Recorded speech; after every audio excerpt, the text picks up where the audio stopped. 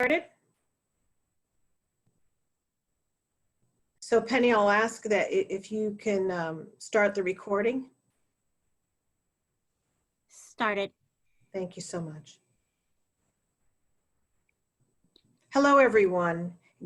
Thank you for joining us today at our weekly session of Community Conversations. This week on Community Conversations, we will be discussing becoming centered in hard times, helpful practices toward mind-body awareness. To do a University of Albany welcome, I ask that Dean Jason Lane do some introductions and a School of Education greeting. Great, thank you, Jeri, and welcome to all of you for joining us today. We're thrilled to have so many for this important conversation on becoming centered during difficult times. This is an ongoing series that is part of work that the School of Education has been approaching for the last 6 weeks to try to support teachers and parents and students as we transition into remote learning during the time of COVID-19. About 6 weeks ago, we stood up a new website called remoteed.org, which is a curated curated site that provides resources for student learning based upon grade level and subject matter, and provides tips to teachers and parents about how to deal with the current environment and how to best support students during this time of learning. We also realize that it's important to come together in conversation and community, and so as part of this, we have been holding weekly Wednesday sessions on a range of topics, covering issues such as equity during the time of COVID-19, how to homeschool effectively in the current environment, and how do we deal with issues of mental health, which brings us to the topic today of mindfulness and helpful practices toward being mind-body aware. We know that everybody is dealing with new types of stress, and existing stressors are being exacerbated in new ways. And so it's more important than ever to be mindful of situations that we're in and how do we deal with these stressful situations in effective ways. And so I think we have a dynamite panel today to help us navigate this space, and thrilled that all of you are with us. And I will turn it back over to Jeri. Dean Lane. I would like just to go do an overview of today's agenda and do the introductions of our speakers, if you'll just bear with me. We will do a brief introduction of our speakers just so that you know who the panelists are. We will ask that any questions or comments that you have, that you place them in the chat box, and that we will address them at the end of our talk today. And then we'll share with you some information about upcoming events. With that said, I would like to take this opportunity to introduce today's panelists. And they are Dr. Heinz Dieter-Meyer. He is a faculty member with the Department of Educational Policy and Leadership, and that is also his area of research. Dr. Jennifer Bashant. She is the founder and CEO of Building Better Futures. Jessica Fuller, a graduate of UAlbany, and also an active member of the Atlas Advisory Board, and founder and CEO of the Hot Yoga Spa. Jeri Simson is from the Lansingburgh Central School District and a mindfulness practitioner. And I am Dr. Jeri Rivera-Wilson, Director of Professional Development and Continuing Education. Also, who will be assisting today, another facilitator who is not noted, is Dr. Cheryl, and she will be assisting with the chat section at the end. Cheryl Dozier, excuse me. Today's guiding questions that we will be discussing are: what does it mean to be centered? Why mind-body awareness? How can the breath help to cultivate calm and ease? What other simple practices help to improve relaxation and inner peace? Are there any practices that adult and young people can do? I apologize because the little toolbar keeps coming up. And so with that said, I'm going to move over to our first presenter and lead speaker, Dr. Heinz Dieter-Meyer. Yeah, hi, thank you, Jeri. Can you go back to the overview slide? Yep, thank you. One down. That's it. Okay. Yeah. All right. Well, thank you, and thank you to Dr. Jason Lane, our dean, for hosting this and for organizing this. I'm just, reflecting that perhaps 10 years ago, it might still have been an anomaly for an event done by a school of education to ask about centeredness and mind-body awareness. I think there were very few schools then that would have found that within their portfolio. But things have changed very dramatically and rapidly, not only as a result, I think, of COVID and the shutdown and so forth, but also because questions of learning are increasingly viewed as being intertwined with questions of mind-body awareness. Today, one of the headlines is that we are looking at a looming mental health crisis as a result of COVID, because people find it difficult. Many people find it difficult to cope with the unusual circumstances of being, largely isolated in their homes, and having their everyday routines disrupted. And people on the news were talking about even something as big as a tsunami of mental health problems coming and approaching the mental health professionals, but in particular, of course, schools. We have parents and students who are faced with unused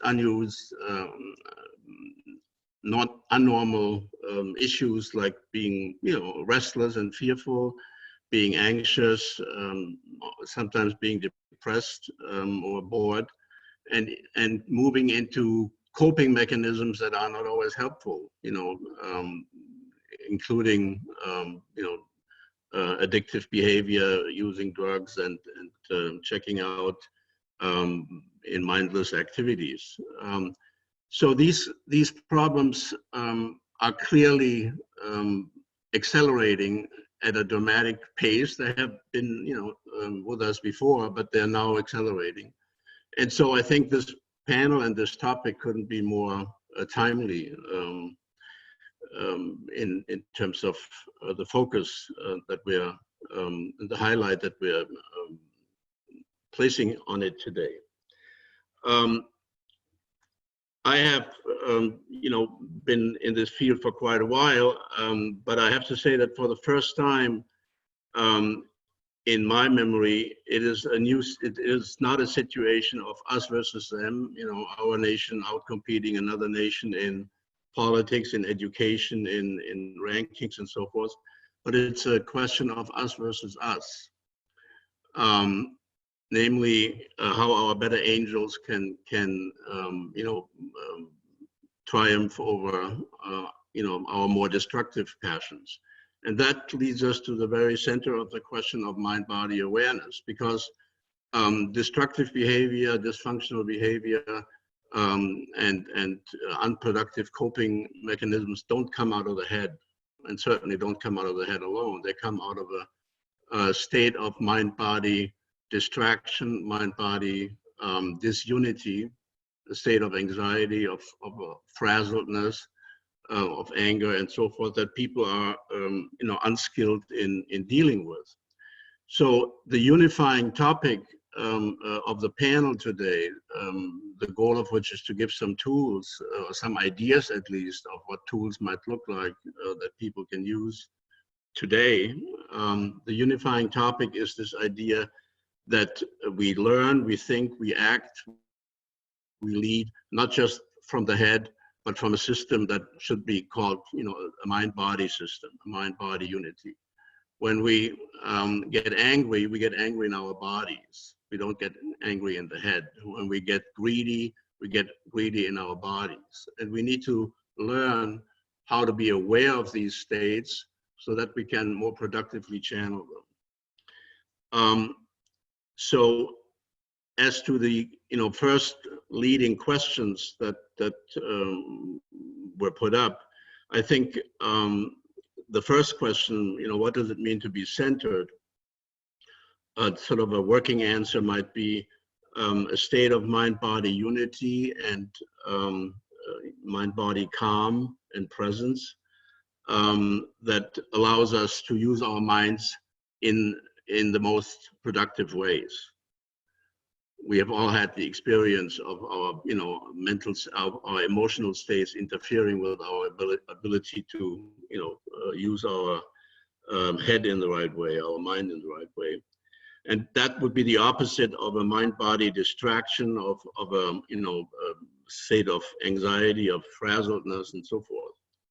And mind-body awareness would be, I think, illustrated by the difference that we all are aware of somebody who is, in the grip of anger, and somebody who is, or greed, or jealousy, or whatever it might be, and somebody who knows that they're in the grip of anger. Both people are, or in both states, people are in the grip of a unwholesome passion, or anxiety. But knowing, being aware of it, being mindful of being in that state can make all the difference. And that, I think, is sort of what the panel is trying to point to today. And as an example, and in closing of my little introduction here, let me just read to you from a journal that I just got from one of the administrators in our courses, who sent in a reflective journal where he says, just out of the last couple of days, I believe in self-care, and you can only be your best when you feel your best, mentally and physically. I had several moments today where I had to practice self-awareness, stopping in my walk to ask myself, how am I feeling? What is important for me to focus on? When should I take a moment to meditate so I can clear my thoughts? This practice is very important for the well-being of my staff and me. It's also important for my family, so I can come home and be a father and husband. I think that's a very, simple and immediate example of how mind-body awareness can, it's not going to make us, put us in a state beyond all the problems and issues, but it will help us coping with them in a more productive way. So I'll leave it at that. And the slide about William James, I'll have time to come back to that later. Thank you.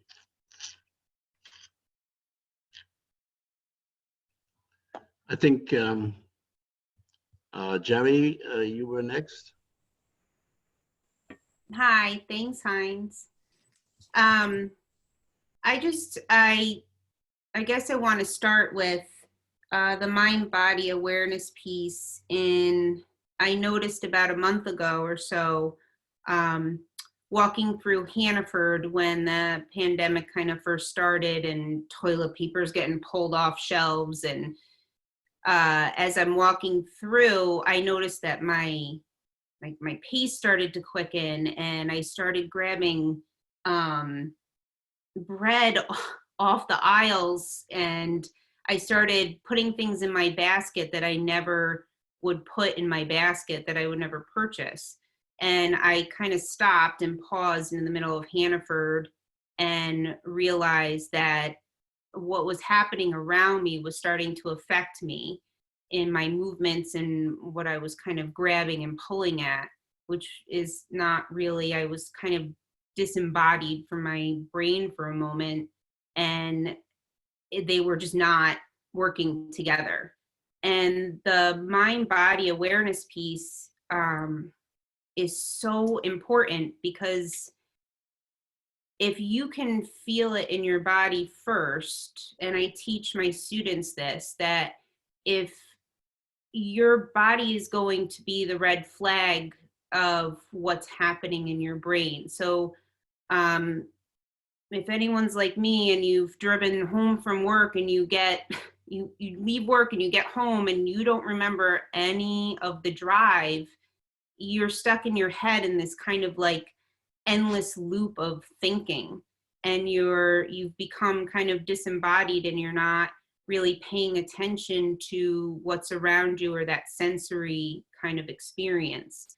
And if something is unconscious to you, and if you never know that something's actually happening around you, and you can't, then you're not going to be able to identify that emotion, then how can you manage it? I guess that's a big question. How would you be able to manage the emotion if you're not even aware that these things are starting to happen? So when you start to take those breaths and you calm down and you connect both of them, it helps kind of manage that more for you. So your body kind of gives you these red flags almost, whether your heart starts to beat faster or you start pulling English muffins off the shelves without even thinking. When you pause and you take a moment to think about that, you begin to realize that you're no longer kind of in control, right? Like it's kind of taken over. And that couldn't have been more aware to me than as I'm walking through Hannaford, yanking English muffins off. We kind of walk around in this top-heavy world where we're mainly living in this cognitive, and we're constantly thinking all the time, and we mute that kind of emotional and sensory experience around us, and we get trapped in this like constant loop of thinking. So it becomes really difficult to break that. And what I found in my experience is the more you pay attention to your body, the more connected you become with it, and the more you can slow yourself down and take a breath and actually settle, the more of a mindful experience you're going to have with things around you. I don't know if you want me to give suggestions as to mind body type of awareness things you can do. Yes, that would be helpful, Jeri. Okay. I think, I practice mindfulness myself, but I also teach it in my classroom. And the first thing I start with kids is a body awareness. So we do simple things. Like if you have a kid, you might do what I like to call slow motion. So you make them like slowly stand up, and they start to feel every muscle that they have to use. As an adult, sometimes just washing the dishes and slowing down and having that sensory experience of feeling the water and feeling the soap and watching the water, and that can really kind of bring you to the present moment. Another one that I like to use with students after a while is kind of a body scan. So just slowly kind of moving through the body and feeling each part. The best one is years ago, I did one, and I said, I invited the kids to close their eyes and to focus on their knees. And without touching your knees or looking at your knees, how would you know that your knees are there? And one of my students jumped up and was like, oh my God, I have knees, I can feel them. So it just kind of goes to show that we live so much up in our brains that we need to drop down and really ground ourselves in our bodies to be aware of the sensory that's going on around us, right? It's a full experience that we're living in. That was very helpful, Jeri. So I'm going to suggest that we move on to the next question. The next question is, how can the breath help cultivate calm and ease? And I'm going to ask if Jennifer wouldn't mind addressing that question.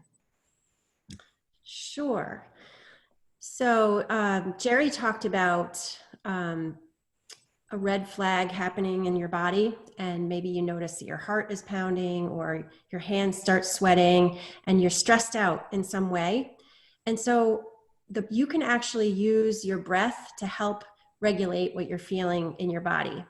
So the first part is obviously being aware of what's going on in your body. And once you are, you can use your breath to help your body calm back down and get to a more grounded, centered place. And the reason why that is possible to do is because the breath actually impacts the way that your brain is functioning. So when you take a deep breath in and you're inhaling oxygen into your body, it actually activates the parasympathetic nervous system in the brain, which helps your body to calm down. So it's a very powerful, it sounds very simple, like, oh, just take a deep breath and relax. But it's actually a very powerful thing that you can do yourself and that you can teach kids to do as well. So taking a deep breath has that physiological impact. But we can also use our breath as something to focus on and something to hold your attention on. We're always breathing and it's always there for us. So if you become aware of yourself breathing in and out, what you're doing is training your brain to be able to focus and hold its attention on something. And just like any other muscle in your body, the more you practice with that focus, the easier you're able to do that in the future. And you know, through this whole pandemic and COVID that's going on, I hear a lot of parents telling me about their kids having a lot of anxiety. First of all, they're isolated from their friends. Everybody is all of a sudden trying to go to school from home, which is stressful for everybody. And there's a lot of worries and unanswered questions about what this means for the rest of the school year and for next year. And so with that anxiety, the breath can help with that by breaking that cycle of worry.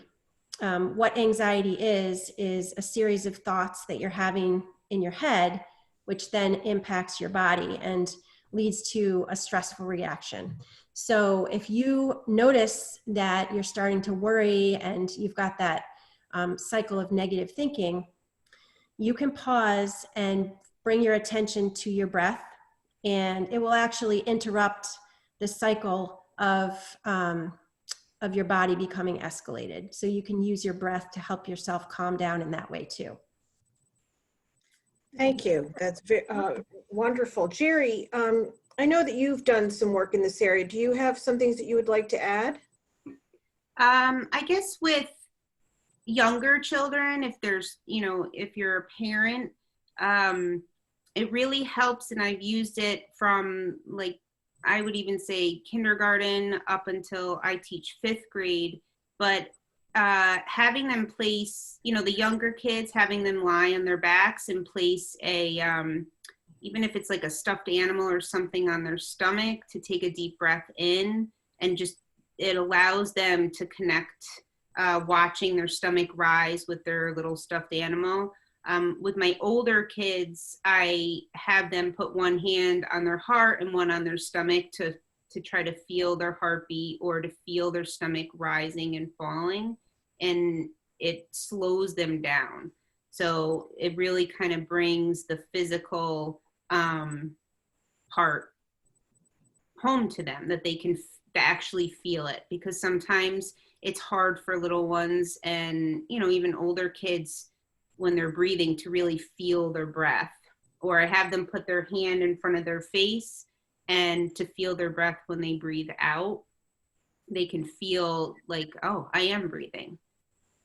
So that's pretty much all I have for that.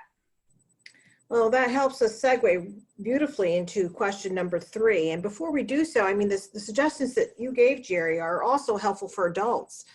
Those are actual practices that one does in a yoga class. So not only can a child exercise those practices, but also it's wonderful for adults as well. And the next question is, what other simple practices help to improve relaxation and inner peace? And Jessica, would you mind addressing that question? Hi. Yeah, absolutely. So there's a bunch of different things you can do to just create more mindfulness, more relaxation, more inner peace. Some of them are physical, some of them are ways of breathing, eating. So one thing, of course, is yoga. I think a big reason why a lot of people do yoga is for that inner peace, for some relaxation, to get rid of anxiety, to lessen stress, which is something that's so important right now with everything going on in the world. So yoga, obviously, as the owner of the Hot Yoga Spot, I believe in it. I think it's really important. A lot of people do it and find relief with it. But if yoga isn't your thing, I think any type of physical movement is going to give you a lot of benefit, whether you're taking a jog or you're swimming or you're, even just lifting weights or something like that in your basement. When you work out, your body releases endorphins, it elevates your mood, and all of these things will help you to not only feel better and feel more relaxed and release stress a little bit and tension, but also just to help you feel more connected to your body.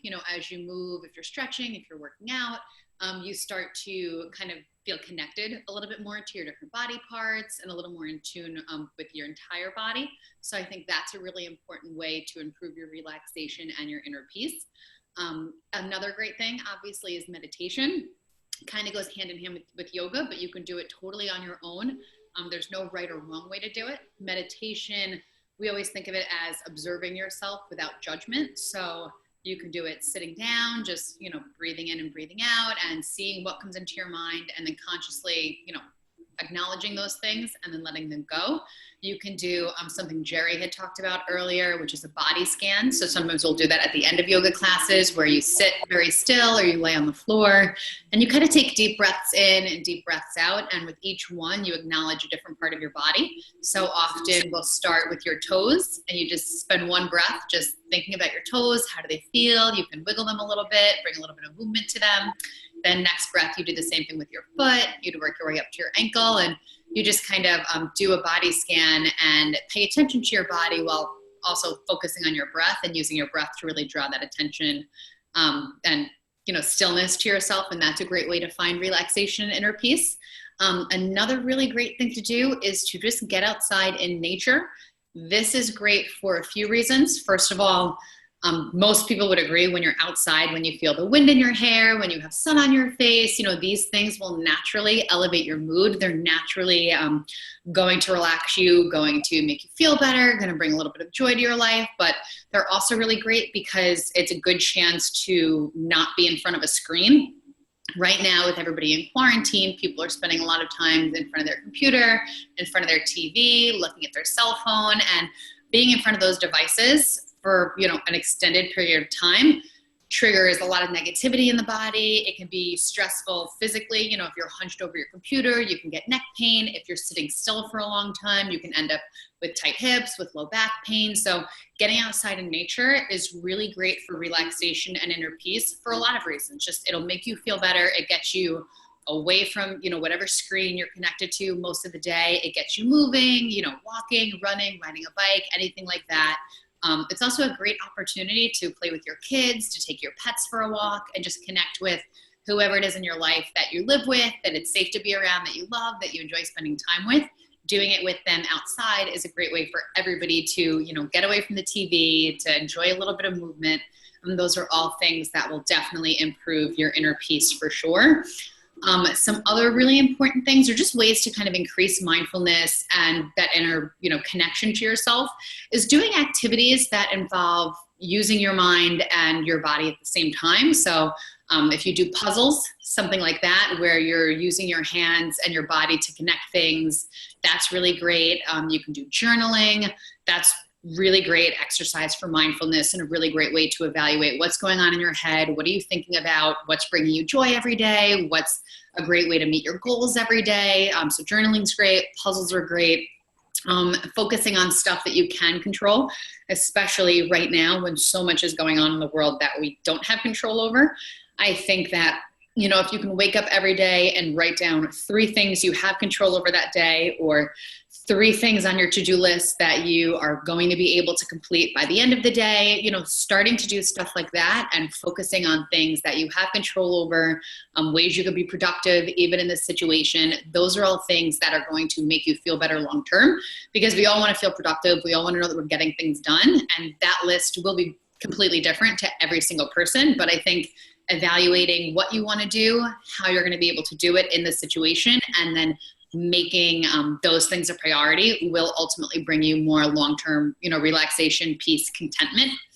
And then another thing I would say that's really important for inner peace is just mindfully eating as well. I think we all know what it feels like when you're not mindfully eating. And, right now it's really easy. We're all craving comfort foods, and I think that's okay. And to a point, I encourage you to have them, but you want to make sure that everything in moderation. If you're having those, you also want to be eating foods that are going to be healthy for you, that are going to give you energy long-term, that are not going to upset your stomach, that are not going to, drain you of your energy. Because if you're eating a large amount of those foods and you're not giving your body the actual fuel that it needs, it's going to be even harder for you to have that inner peace and connectivity when you're in a situation like stuck in your house all day, or, right now we're all in our homes and it's not that nice out, and there's probably going to be another few days of not really nice weather. So it's easy to start to feel like you're dragging a little bit and feel really negative about it. And I think the way that you eat can either be a source of improving your inner state and helping you to feel better despite those outside circumstances, or it can lead to making those worse. So mindfully eating and eating food that's healthy for you, not only is it going to help the way you feel when you're awake, but it'll improve the quality of your sleep. And ultimately it's going to, just help you long-term. And even when you eat, that's a great opportunity to be mindful and to practice mindfulness a little bit, because all the foods that we eat, they have interesting textures, interesting colors, different smells. And if you make the act of eating these foods that you enjoy that are healthy for you a little bit more focused on mindfulness and really paying attention to how you feel when you're eating them, how they taste, what the texture is, that's a great way to just connect the body and the mind a little bit more as well. That was certainly a lot of helpful suggestions. Heinz, did you want to add something? Yeah, maybe 2 or 3 little things. So first, I want to make a plug for yoga. The quality of my life at the university improved dramatically when Jessica opened her yoga studio on Fuller Road. And I swear I was her second ever customer. You was. She was still teaching herself then. Now she doesn't need to do that anymore. I mean, the experience of actually feeling that there are muscles in your body that you never were aware of, after a day of work in the office or in the library, where everything that you do is in your head, and your head, I mean, if we were to draw it out on a piece of paper, or if a kid were to draw it out, you would have a gigantic, basketball size head and a stick figure like body. And then you go to a yoga session and you actually, rebalance that disproportion. You actually become aware of your body. So I think it is an amazing, that alone is an amazing way of getting into the body, rebalancing, letting go of stress, and so forth. So, apart from everything else that it does for you, it is really good for keeping your mental sanity. But Jeri, can you go to the rain slide at the bottom of the PowerPoint? I just want to. I always thought that this rain routine is a very good, quick, 5 or 10 minute break people can take when they are confronted with a difficult emotion. And you can do it, all in your head, but it's actually better if you assume a meditative posture. So, you sit on a chair, and very minor adjustments as to how you sit can make a big difference. And that goes along with the whole, emphasis on embodiment. It's important in my experience, and I think most meditators would confirm that your seat is a little higher than your knees, so that there's an uninterrupted energy flow. You can put a pillow under your seat, and that you, if you can, sit erect without touching the back of the chair. And otherwise just relax and sit comfortable. And as you do that and take a couple of deep breaths, you can go through this RAIN routine where you recognize what you're aware of, what feelings, thoughts, sensations arise. And then where you allow those, most of the time we are oftentimes we are aware of negative things and we want to push them away. But in this routine, you actually allow those, feelings of stress, anxiety, anger, whatever it may be. And you use the breath to really, befriend those emotions.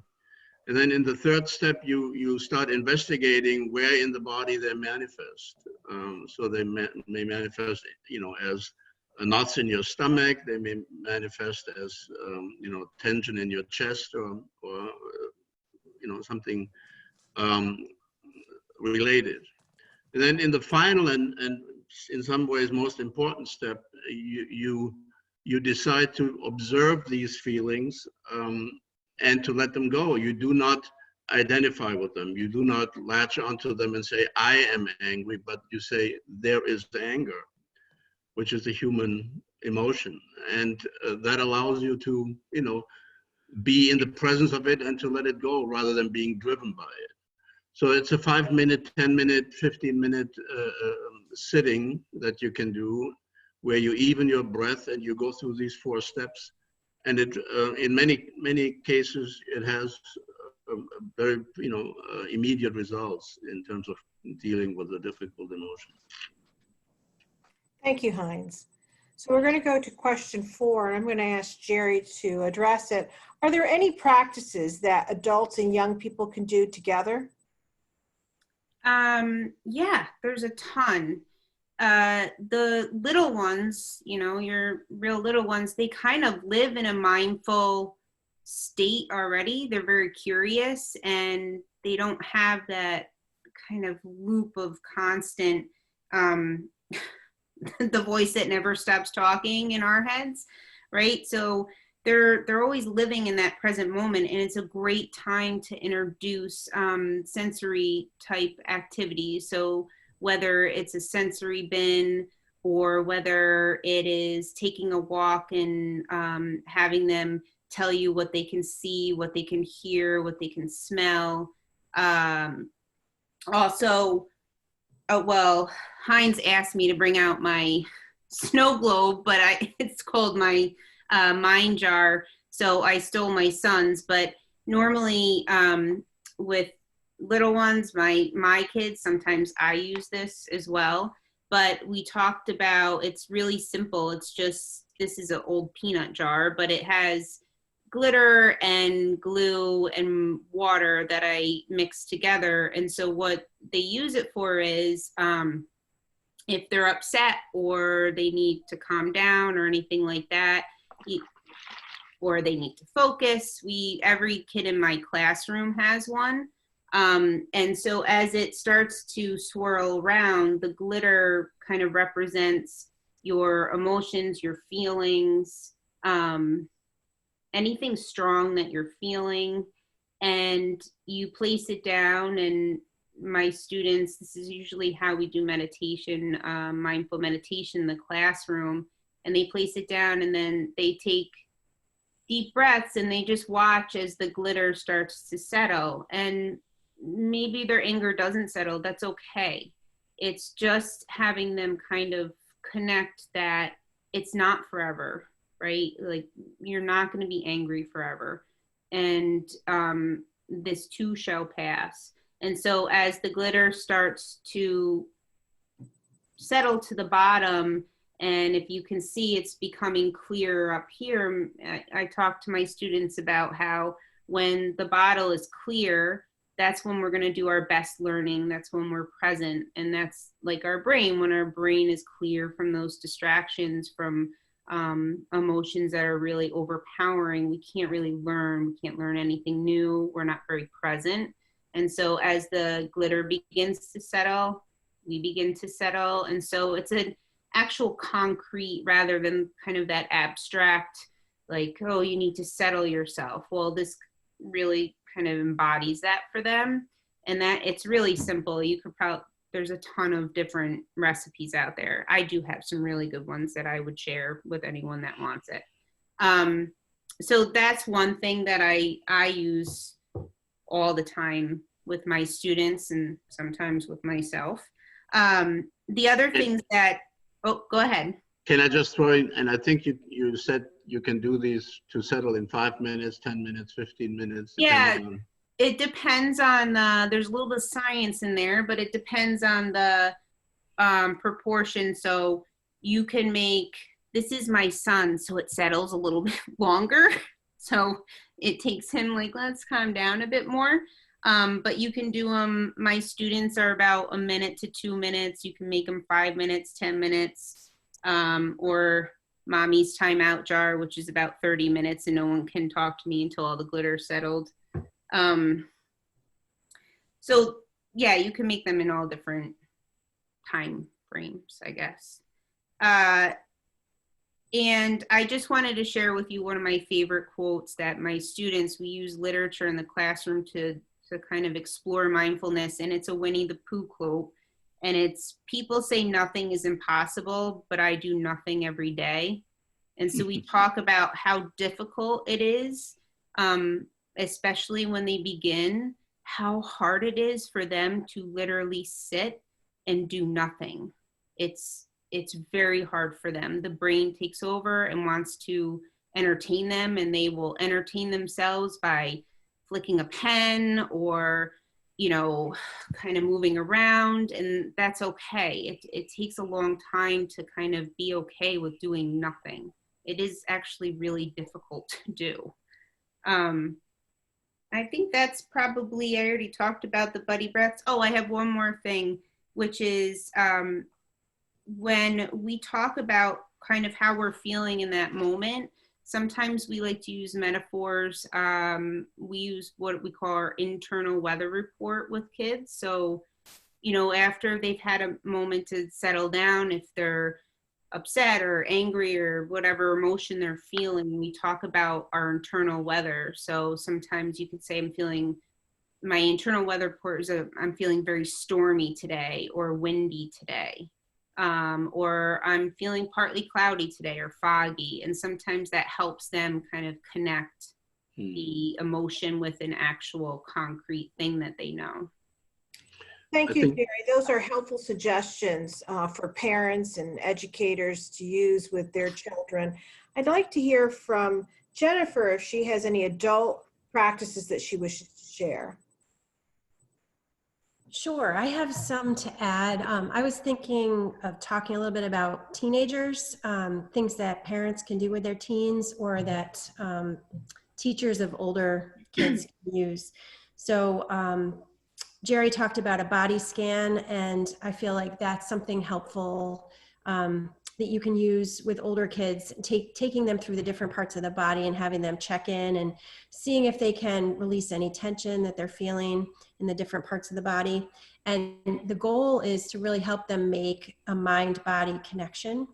I'm a social worker, and so I always think about sort of the messages that we're telling ourselves and the thoughts that we're thinking and how that impacts the body. So I think it's helpful to talk to kids about that inner voice that they have. A lot of us as adults aren't even aware of what that voice is saying to us. So it's important to start to be aware of that, and you can encourage teenagers and older kids to do that by asking them to, after they've calmed down from a strong emotion, having them think back to, you know, what were the 3 main things that you were saying to yourself?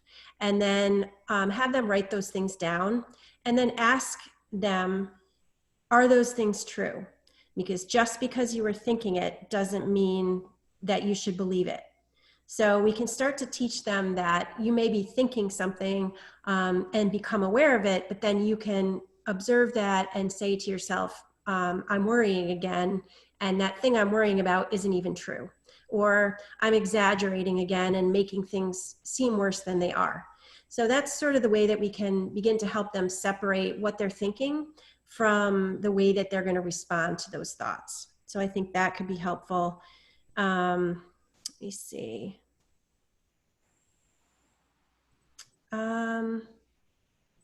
I have just a couple of things that you can use, really simple things with younger kids. I go into kindergarten, first grade, second grade classrooms and teach teachers how to do this with their students. So just really quickly, you can do something called starfish breathing, where they just hold up their hand and imagine it's like a starfish, the points on the starfish, and they trace their finger up and down each finger. So every time you're going up, you're breathing in and then exhaling, inhaling, exhaling, and you can kind of have them do that on both hands, which is a great way to get them to practice deep breathing.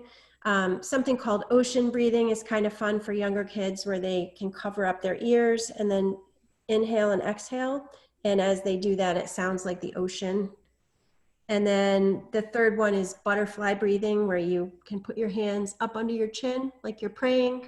And then as you inhale, lift your wings up, and exhale, lower them down. And so that's kind of fun to do with younger kids, just to get them engaged in the activity. That's it. Well, thank you, Jennifer. Sure. I'm going to quickly transition to question 5, which is, what are the short and long-term benefits of embodied practice? And Heinz, would you mind addressing that? Yeah, just very briefly, and I do want to get my William James in, because can you scroll up to that as I talk about the short and long? So, I mean, the quick answer to this question is, you get in you get out of this practice as much as you put in. If you put in a little time, you get some immediate quick results. If you put in a lot of time, you get a lot of sustained results. Just to give you an example of, from my own practice, which has been going on for a while. In the early years, I still got angry when somebody cut me off on the highway. I could actually get very angry. I don't get angry anymore, I'm happy to report. But that, takes sustained practice, that you, where you find a way to do this, build this into your week and if possible, into your day. It actually changes your response patterns, your emotional response patterns.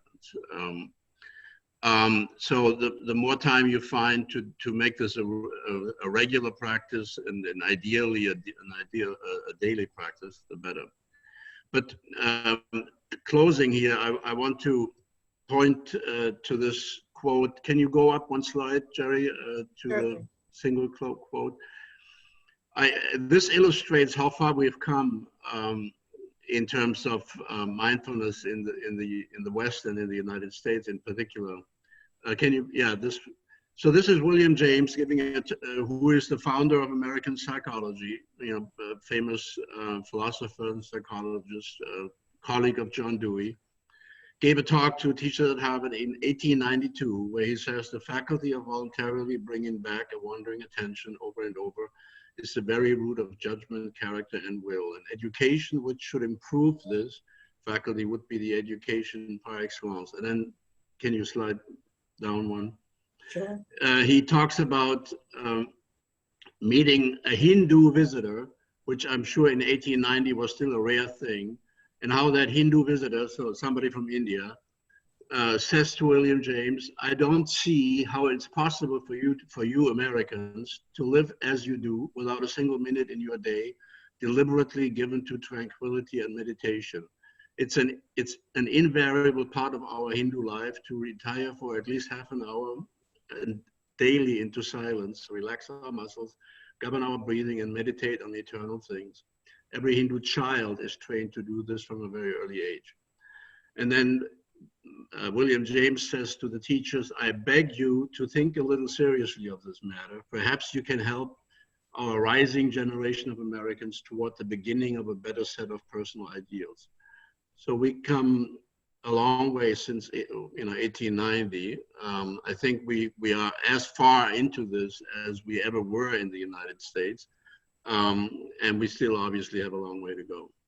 That's my final point. Thank you.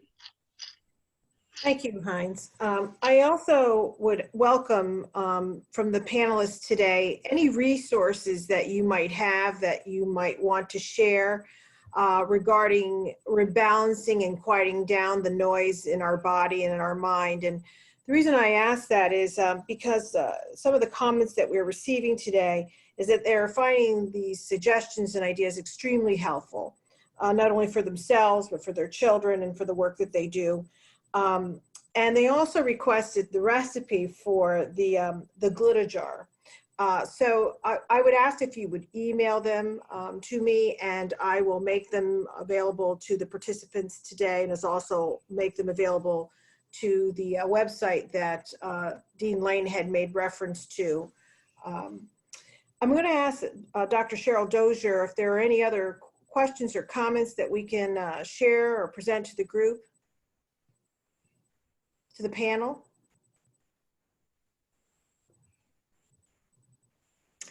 With that said, then I'm going to just thank today's panelists for their presentation. I think that we can all agree that we walk away a little richer today in using these suggestions, not just in our personal lives, but also sharing them with other individuals such as our children and the students that we work with.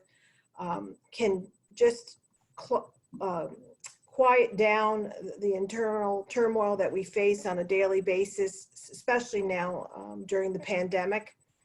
And so I'm drawing your attention to the slide that's before you, which is the remoteed.org website.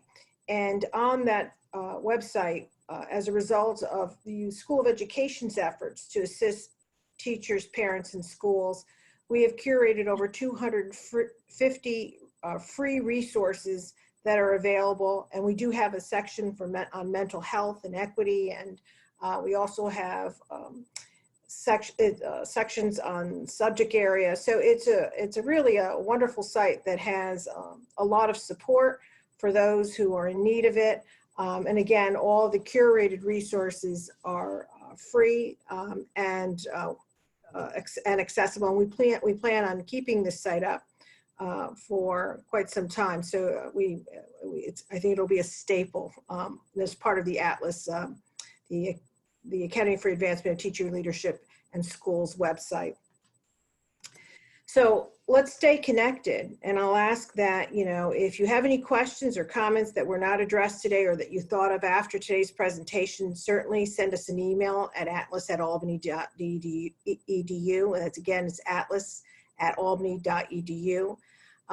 And this presentation, as well as the PowerPoint and any other materials such as the recipe for the jar, will be made available through a follow-up email. Again, I'd like to thank Heinz Dieter-Meyer, Jeri Simson, Jennifer Bashant, and Jessica Fuller for joining us today and for giving their time and their experience related to this important topic. And with that, I say, please join us next week as we discuss leading in the time of crisis in K-12 education, effective communication, and supporting student learning. It'll be a panel presentation with administrators from the public school, the local public school, led by Dean Jason Lane and Dr. Joe Dragoni. So with that, be well, be happy, and stay in touch. And be here now. Be here now. That's right. Or should I say, namaste. Right. All right. Thank you, Jeri. Thank you, everybody. Thank you. Jeri.